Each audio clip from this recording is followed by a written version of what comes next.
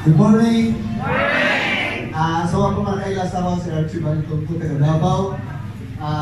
Thankful ko sa akong Indian apply na si Mr. Walls as husband ni Mrs. Walls. Actually, ang na-benefit lang ako ani is my thyroid. Ang thyroid na ako is 2.28. We go back 2015. Nag-start siya October. Then na-notice na ako siya nagadako. There is a left side. So 2.28 that time, January ko nagpa-ultrasound.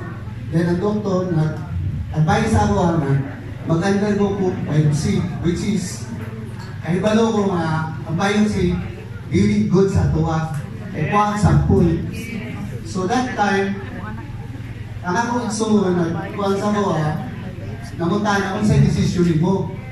So since nga ko, distributor na ako, before ang office na ito na pa sa Legazpi, so ko na, decide ko nga, bukuha ang product, then i-take na ang product sa ako ang own dosage lang. Nag-experimento ko sa ako ang sarili. So, first 3 months, nagpa-ultrasound na ko, na found out dito sa pagbasa, nag-himo na lang siya 1.99.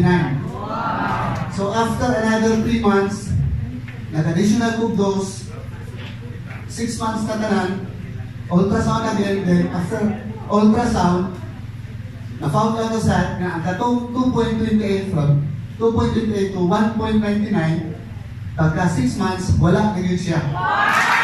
So, makita niyo rin sa website na ako, dako na kayo yung bukod rin, 2.28, pero karon wala na. Thank you po sa lifestyle company, sa product, kung sa akong hindi apply na si Mr. Wall.